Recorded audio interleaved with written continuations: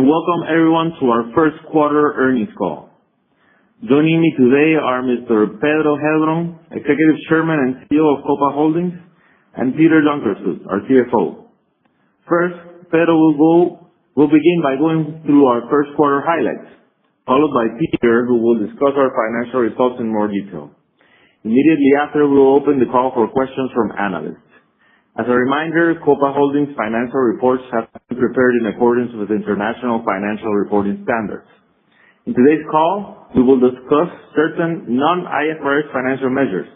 A reconciliation of these measures to comparable IFRS measures can be found in our earnings release, which is available on our website.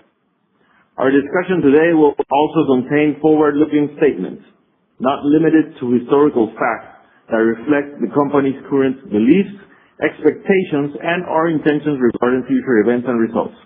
These forward-looking statements involve risks and uncertainties that could cause actual results to differ materially and are based on assumptions subject to change. Many of these are discussed in our annual report filed with the SEC. Now I'd like to turn the call over to our Chairman and CEO, Mr. Pedro Heilbron. Thank you, Daniel. Good morning, and thank you all for joining us for our first quarter earnings call. Before we begin, I would like to recognize our more than 9,000 coworkers. Their commitment and professionalism continue to be key drivers of Copa's strong operational performance and leadership in our industry. Especially in today's higher and volatile jet fuel price environment, their consistent focus on execution and cost discipline has allowed us to enter the current fuel environment from a position of strength. To them, as always, my sincere appreciation and respect. We delivered another quarter of strong financial and operational results, reaffirming the strength and resilience of our business model and our ability to consistently deliver industry-leading profitability. Our first quarter results reflect a strong demand environment across the region, continued discipline in cost execution, and our relentless focus on delivering operational excellence to our passengers. Now I'll go over our first quarter highlights. Capacity increased 14% year-over-year, while passenger traffic increased 15%, resulting in a 0.8 percentage point increase in load factor to 87.2%. Passenger yield increased 1.6% year-over-year. RASM came in at 11.8 cents, 2.7% higher compared to Q1 25. Unit cost per CASM increased 1.6% to 8.9 cents, driven by higher fuel prices. CASM, excluding fuel, declined 1% to 5.8 cents, reflecting our continued cost discipline. And we delivered an industry-leading operating margin of 24.6%, 0.8 percentage points higher than Q1 of last year. On the operational side, we delivered an on-time performance for the quarter of 91.6% and a flight completion factor of 99.7%. Once again positioning Copa among the very best in the industry. Turning to our network, we have resumed service to Valencia and Barquisimeto and have scheduled the restart of Barcelona in June. Together with our existing service to Maracaibo and Caracas, this returns us to serving 5 cities in Venezuela from our Hub of the Americas in Panama. With these additions, we will operate to 87 destinations in 32 countries, further strengthening our position as the most complete and convenient connecting hub for travel in the Americas. With regard to our fleet, during the quarter, we took delivery of 2 Boeing 737 MAX 8, ending Q1 with 127 aircraft. We have already received 2 additional MAX 8s in the second quarter, bringing our fleet total to 121 aircraft. Additionally, in April, we announced a new Boeing 737 MAX order for 40 firm aircraft and 20 options, with delivery schedules between 2030 and 2034. This new order, which begins as we complete deliveries from our existing order book in 2029, reinforces our long-term growth strategy and ensures Copa, Hub of the America, continues to lead well into the next decade.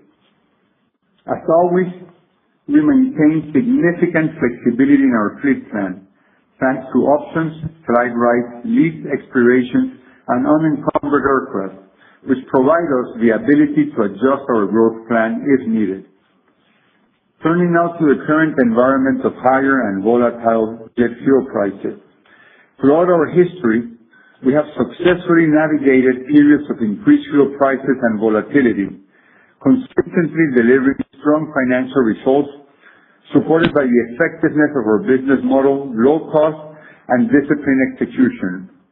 I feel confident that we will demonstrate this once again.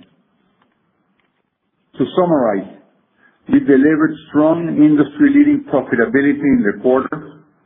We continue to improve our already competitive cost structure. We keep delivering best-in-class on-time performance and reliability. We continue expanding and strengthening our network, the most complete and convenient hub for intra-America travel. The current demand environment remains strong, supporting yield increases, and our proven business model, built on having the best geographic position, structurally low unit cost, a strong balance sheet and liquidity position, and a superior passenger-friendly product, positions us well to navigate the higher jet fuel price environment and again in 2026, deliver strong and industry-leading financial results. With that, I'll turn the call over to Peter, who will walk us through the financials in more detail. Thank you, Pedro. Good morning, everyone, and thank you for joining our call today. I would like to start by reinforcing Pedro's recognition of our team's continued dedication to delivering industry-leading results. Their commitment remains essential to our strong operational and financial performance. Let me begin by going over our first quarter highlights. We reported a record net profit of $212 million, or $5.16 per share, representing a 20.5 year-over-year increase in earnings per share. Net margin came in at 20.2%, 0.5 percentage points higher year-over-year. Operating profit came in at $258 million, resulting in an operating margin of 24.6%, 0.8 percentage points higher than the first quarter of 2025. Unit cost excluding fuel, or ex-fuel CASM, declined 1% to 5.8 cents, reflecting the company's continued focus on cost discipline. Including fuel, CASM increased 1.6% year-over-year to 8.9 cents, driven by the increase in the average price of jet fuel. During the quarter, all-in jet fuel prices increased 7.5% year-over-year, from $2.54 to $2.73 per gallon. While the average increase for the quarter was moderate, higher prices in the second half of March had a more pronounced impact on our results, driving an approximately $20 million year-over-year impact on the first quarter performance. Moving on to our balance sheet and liquidity, we ended the quarter with approximately $1.5 billion in cash, short-term and long-term investments, representing 40% of last 12-month revenues. This number excludes approximately $700 million in pre-delivery deposits for new aircraft, as well as 45 unencumbered aircraft and 15 unencumbered spare engines, worth an estimated additional value of over $1 billion. Total debt, including lease liabilities, stood at $2.4 billion, and we ended the quarter with an adjusted net debt to EBITDA ratio of 0.7 times, reflecting our strong financial position. I'd like to highlight that our average cost of debt, comprised solely of aircraft-related financing, remains highly competitive at 3.6%. Turning now to the return of value to our shareholders.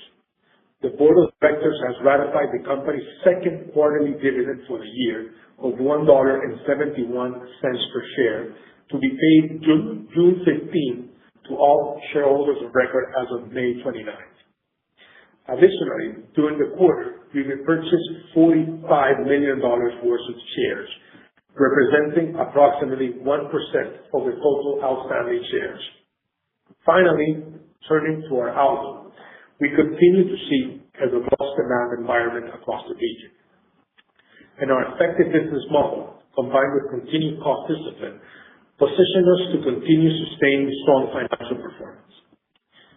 For the second quarter, we expect to deliver an operating margin in the range of 8% to 12%, with a capacity growth in ASMs of approximately 16% year-over-year. These results are impacted by a projected year-over-year increase in the all-in jet fuel price per gallon in the range of 80% to 90%, for which we expect to recover approximately 50% via higher revenues. This partial pass-through is a result of the already advanced booking levels. For the full year, we expect to continue capacity growth. We continue to expect our capacity growth within the range of 11% to 13%, a load factor of approximately 87%, and unit cost excluding fuel of approximately 5.7 cents. Based on the current fuel curve and assuming recent yield improvements are sustained, we expect to recover a substantial portion of the increased fuel cost expense for the year, reaching up to 100% by the end of the year. We will review our full-year operating margin and RASM expectation as conditions stabilizes and visibility for the second half of the year becomes clearer. In summary, despite the current fuel environment, we remain confident in our ability to deliver strong results supported by a robust demand, disciplined cost management, and our proven and resilient business model. Thank you, and we'll now open the call for questions from the analysts. Thank you. And as a reminder, to ask a question, simply press *11 to get in the queue and wait for your name to be announced. To withdraw your question, press *11 again. One moment for our first question. And it comes from Savi Syth with Raymond James. Please proceed. Hey, good morning, everyone. You're growing capacity 16% into a seasonally weak quarter here in the second quarter, and the guidance seems to imply like a high single-digit, low double-digit unit revenue. I was wondering if you could provide a little bit more color on kind of how much of the quarter was booked prior to the fare increases, and if there was any particular region that stands out as being stronger. Hi, Savi. I would say that we see strength across the network, and not necessarily one region is stronger than others. I think we haven't maybe seen this in a while. There's always weakness somewhere, but right now every region we serve is performing very well and is showing strength.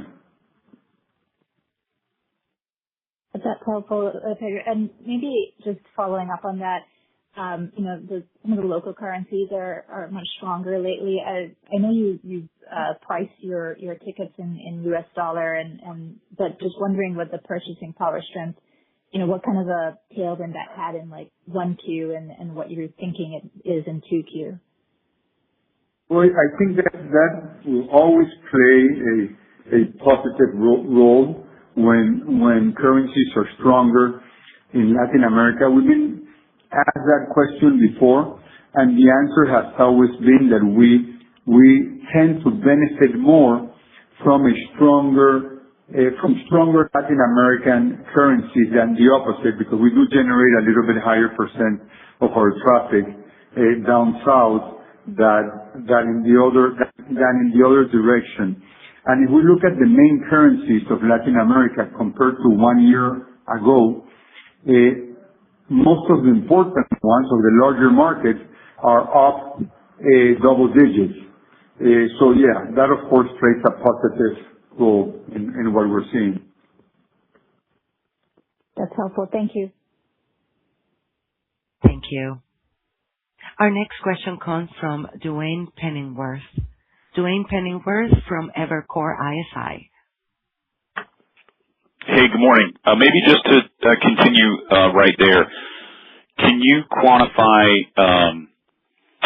maybe the FX tailwind sequentially, what you would consider that to be in the second quarter versus what you realized in the first quarter? I think I'm not sure if we can be very specific about that, but the currencies have remained strong. They've actually gained a little bit in the last month and 2 months. Some are stable, others have gained a little. We are not seeing weakness in the currency. So I think it's a good environment for what we're seeing overall in terms of demand. Even demand being resilient over yield increases that we've also seen from the whole industry in the last few months. Thanks. And then just for my follow-up, I think your CASM-ex was down about 1% in the first quarter. You're guiding to down 1% for the year. Is that the right way to think about the trend consistently across the quarters, or do you see easier comps, for example, in this 2Q? Do you see an easier comp there, or is it pretty much spread across the year? Thank you. Hello, Duane. This is Peter, and thank you for the question. I would say that we're guiding for a full year CASM of 5.7, and we always talk about CASM being pretty much in the range across the year, pretty stable. So I think that's what we should be expecting for the year, a relatively stable CASM, and that's backed on all the initiatives we talked, and it should be stable across the year. Thanks. So no quarter sticks out in terms of a massively easier comp versus the others. No, not particularly. Thank you very much. Thank you, Duane. Have a good day. Thank you. Our next question comes from Julia Orsi with JP Morgan. Please proceed. Yes. Hello, everyone. Good morning. Thanks for taking the time. So we have 2 questions on our side. The first one, can you provide more details on this whole demand environment? I understand that demand has been trending well, but is there a specific segment where it has been more sensitive to the higher tariff prices? And the second one, it's a follow-up on the cost structure. You're implementing several initiatives to cost cutting. Can you provide more details on how these initiatives are trending? Thank you. Okay. Thank you, Julia. I'll start with the first question, then I'll ask Peter to help me with the cost question. So as I mentioned before, we're seeing strong demand across our network. All regions are carrying their own weight, and the way we are reflecting this is that we just shown our April numbers with ASM growth around 16%, and RPMs were flat with 16% growth, and there's been yield adjustments done by the whole industry to compensate for fuel. So that combination of strong double-digit growth in spite of yield adjustments in the industry is, I think, a good testament of how strong is demand in our region right now. Hello, Julia. This is Peter. So I'll talk about the cost structure. So mainly what we're seeing that is driving the costs down, and some of the initiatives are backed on, and I'll go through the names. One is our ASM growth, backed on the capacity and the densification project that we've been talking about, and of course that helps us continue to dilute part of our fixed costs. We can see, let's say, 30% of our ex-fuel expenses are not exactly directly related to capacity, so we can make sure those grow less than ASMs and benefit from that growth. And then I would say the other is we continue seeing some benefits on our sales and distribution strategy and other initiatives that we have in the bucket. And those are, I would say, if I would give you color, those are the 2 main buckets. that I would call out in the cost structure going forward. Got it. Super clear. Thank you. Thank you. Thank you. Our next question is from Michael Linenberg with Deutsche Bank. Please proceed. Yeah. Hey, thanks for taking my questions. I saw that you did unveil your formalized, I guess, your 2027 fleet plan, and so we obviously are looking at very meaningful fleet growth this year and next year. Can you just remind us what's the CapEx number for this year? What's that number for next year, since obviously I know you're going to start incurring some of that CapEx this year as well for 27. Hello, Mike. How are you? Thank you for the question. So I would say our CASM for the year, our cash CapEx for the year, is in the neighborhood of $300 to $300 million. That's our cash CapEx. That will be mainly a maintenance. And then if I put up together the fleet CapEx, it will put us somewhere around the $750 to $800 million for the year. Don't necessarily get for multi-year CapEx, but the cash CapEx would be in the neighborhood, and then the aircraft CapEx would be related to that fleet growth that you're seeing for next year. Okay, great. Let me add Mike, hi. Let me add to that. Last year we took delivery of 13 aircraft. This year is 8 aircraft we're taking delivery of this year. So a little bit less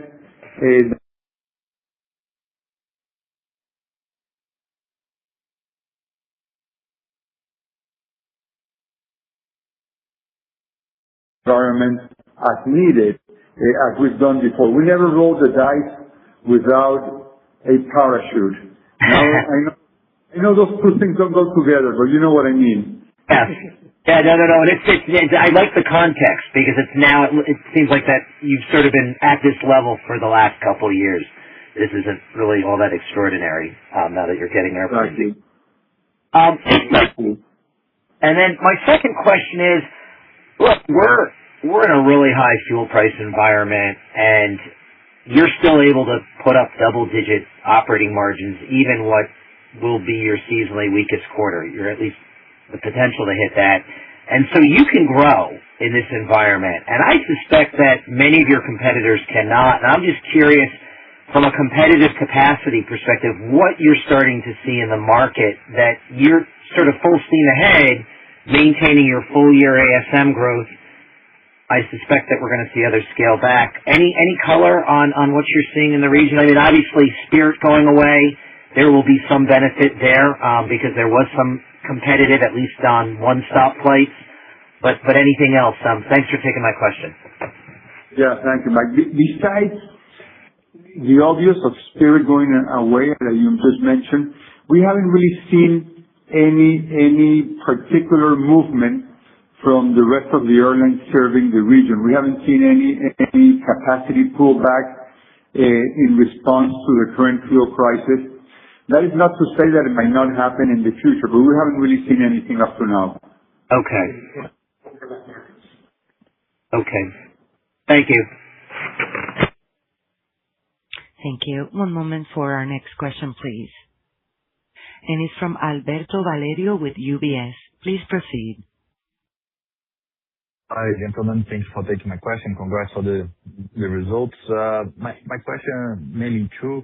The first one on the crack spread. We noticed that this quarter crack spread below historical levels.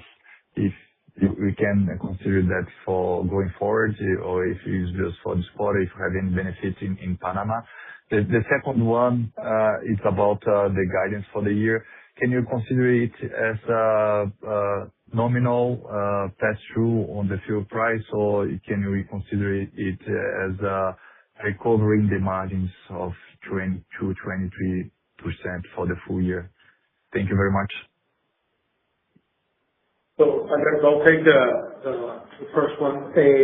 On the fuel and the crack, we're obviously seeing similar as everybody else in the fuel environment. We do have a 15-day lag on how they pass through the increase, and probably that's one of the reasons we're seeing an average in the first quarter lower than the expectation. But going forward, we are using US Gulf Coast jet fuel future curves, and that's what we're basing on. And similar to everybody, so we're seeing similar trends like everybody else. And then we got our into-plane cost that should be in the neighborhood of 30 cents per gallon, and that's what gives us our guidance on the fuel for the rest of the year. And then I'll let Pedro talk about the recovery.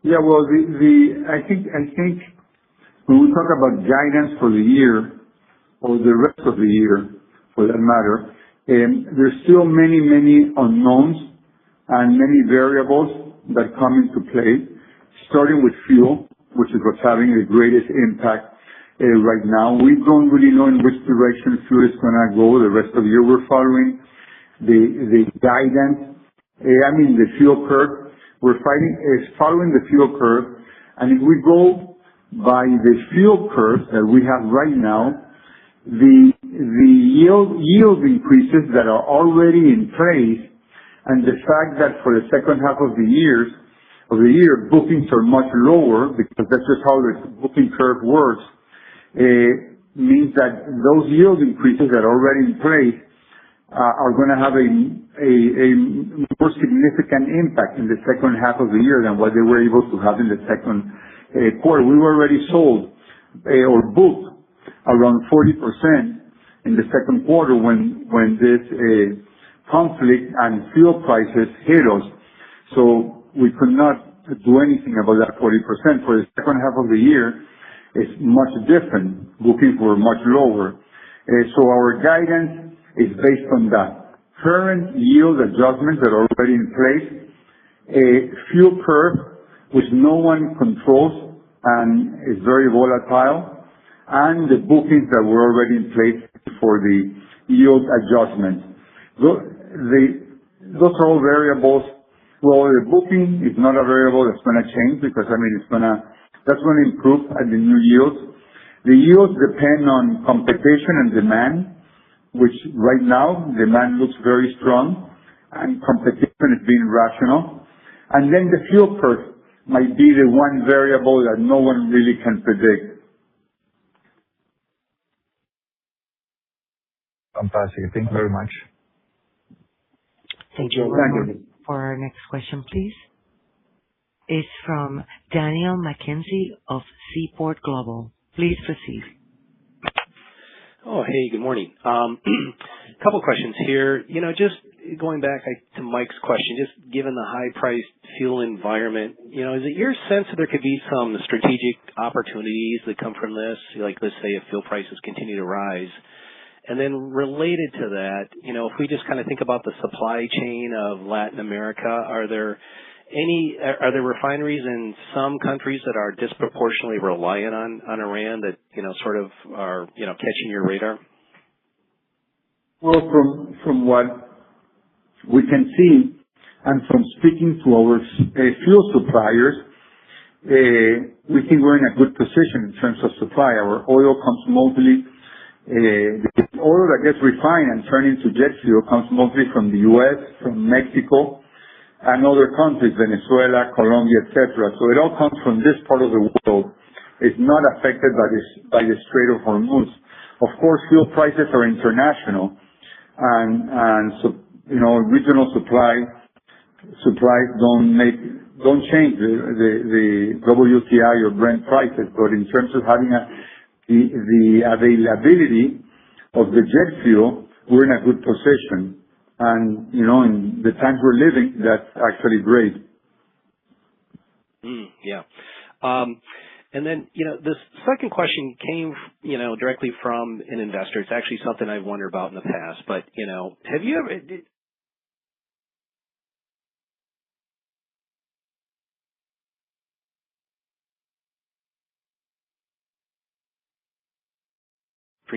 you serve, and just given how sensitive, demand seems to be to, foreign currencies, I'm just curious what that would look like if it were done on a constant currency basis. I'm not sure if I understood the question, because the reality is what we build with always. We price in dollars, as you know. Strong currencies tend to favor us, even though we do well also when currencies are not so strong. Currencies usually move in the same direction, like it's happening now, but sometimes there are particular issues in countries that make it different. I mean, that make them stand out in a maybe negative way. But I'm not sure exactly what are you looking for in the question, Dan? Well, it's not the convention in the airline industry report on a constant currency basis, so I get that it's kind of an odd question, but in other industries, they'll look at their revenue sort of based on a constant currency. So just putting in, last year's foreign exchange rate and kind of looking at the revenue, sort of from a demand perspective. But I get, it makes perfect sense that when, currencies are strengthening, you add capacity and, capacity moves around. So it gets pretty complicated for airlines. So I just thought I would throw it out there and see if it's something, and I appreciate the response. Thank you, Dan. We love your easy questions. Sorry. You guys have a great day. Thank you so much. And our last question comes from Philippe Nielsen with Citi. Please proceed. Hey, hi everyone. Thanks for taking my question and congrats on the results.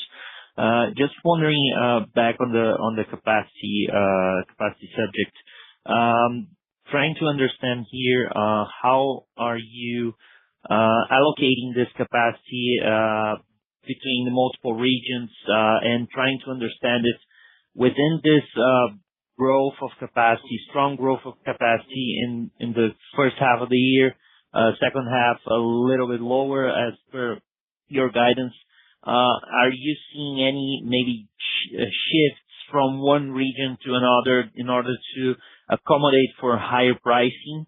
And to my second question, and related to that, how is your Venezuelan operations developing, and is this having an important matter in this whole pricing environment? Thank you.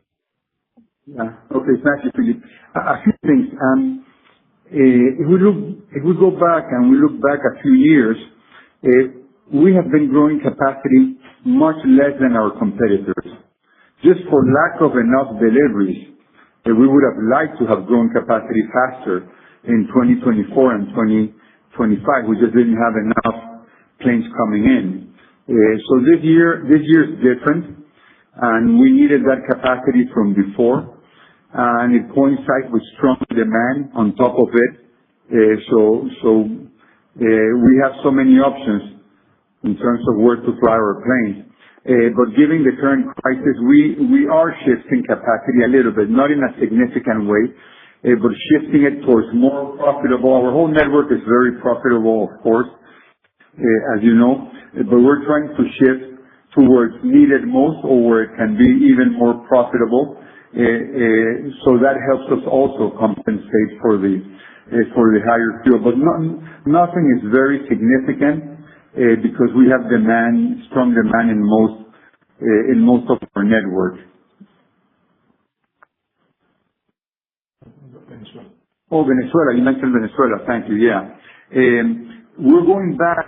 Well, first of all, I should say that we are the very only airline, international airline, I must say, the very only international airline that never stopped flying to Venezuela, except for like a 10-day window that had to do, with the whole military operation that was going on, and it was not safe to operate during that window. But we've been we've had a constant presence in that market, and I'm glad to say that by June of this year, in a few weeks, we're going to be back to the same capacity we had a little bit over a year ago. We will go back to 5 cities and over 40 weekly flights in Venezuela. In terms of impact in unit revenues or yields. Nothing significant because Venezuela is gonna be in the average. This is all very clear. Thank you. Thank you so much. And this concludes our Q&A session for today. I will pass it back to Pedro Heilbron for his final comments. Okay. Thank you all. This concludes our earnings call. Before we leave, I wanna mention that Copa operates the strongest network. We have a strong and diversified set of cities and regions we serve, the lowest unit cost for a full-service airline, and a superior product to most of our narrow-body competitors. So we feel we are in a really good position to deal with the current crisis and come out ahead as we've been able to do in the past. So thank you for your continued support. Thank you for participating in our call, and hope you have a great day. Thank you. Ladies and gentlemen, thank you for participating. You may now disconnect.